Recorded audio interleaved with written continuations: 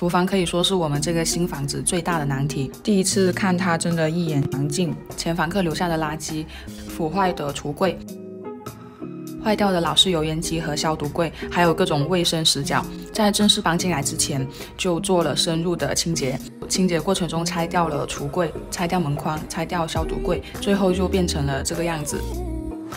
搬进来之后，然后师傅就来安装新的油烟机，装完了之后厨房还不能用，然后就等着做其他的改造。因为想沿用旧家的台面和架子，就先把原先的黑色台面改一个颜色，买了瓷砖漆，也是抱着试一试的心态来刷它的。那目前来看的话，这个瓷砖漆我们涂完之后用了大概有2个月了，它还没有脱落，还是可以的。这样子是我涂了5遍的样子，然后右边这块黑色的话，是因为到时候台面会把它盖住，所以就不涂了。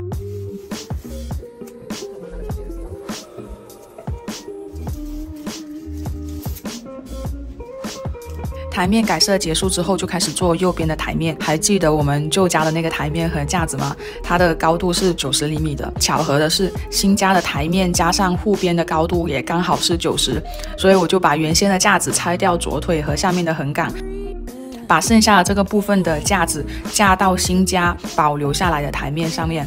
结果真的完美适配，但是台面长了一些，请了师傅来切割掉多余的部分。一番操作下来，拆除掉的橱柜部分就用旧家的厨房给补上了。接着就补一下橱柜拆掉后裸露出来的这个水泥墙，简单的刷一下就好了，因为后面做柜子之类的也会挡住。刷好之后，把裁切好的台面放上去，因为本身台面的重量，它放上去之后居然是非常稳的。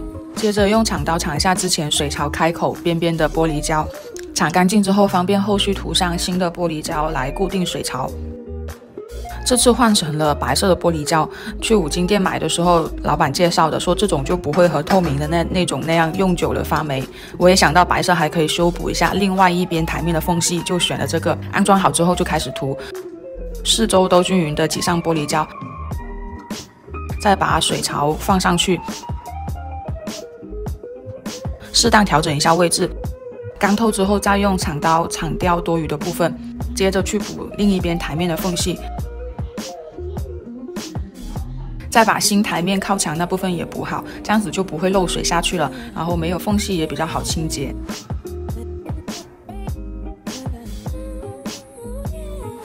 台面这边在搬运的时候弄坏了封边，怕后续使用的时候进水就泡到里面，所以就用玻璃胶涂上去，然后抹开了，薄薄的一层，就等于是一层防水层这样子。最后台面切割露出来的位置，本来是需要再买封边条来封边的，但是后面发现直接涂上玻璃胶再抹开也是可以的，也是同样的防水层的思路。玻璃胶的作用真的很多，也算是一种租房神器了，特别是白色的这种。台面搭建好之后，就做下面的收纳位，因为原先的橱柜都是这种搁板，取用不方便，这个空位就想做成抽屉式的收纳，这样子也可以用上我们之前厨房的长抽屉。想法是先定做一个柜子，再定做适合尺寸的拉篮，配合轨道和角码，就做成那种抽屉拉篮的方式。画好图之后，就开始陆续买各部分。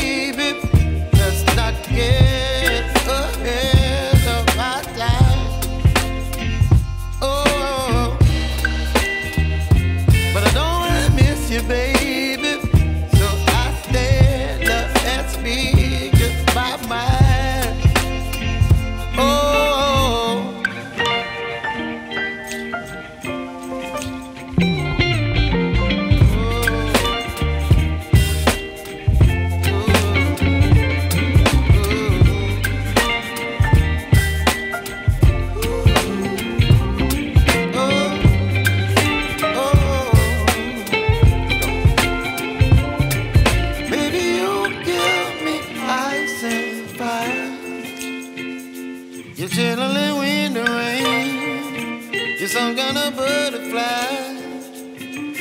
Baby, you give me midnight. You whip up my appetite.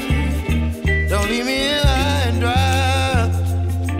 Baby, you give me ice and fire. You're channeling wind and rain. You're some kind of butterfly. Baby, you give me midnight. You whip up my appetite. Don't leave me here high and dry.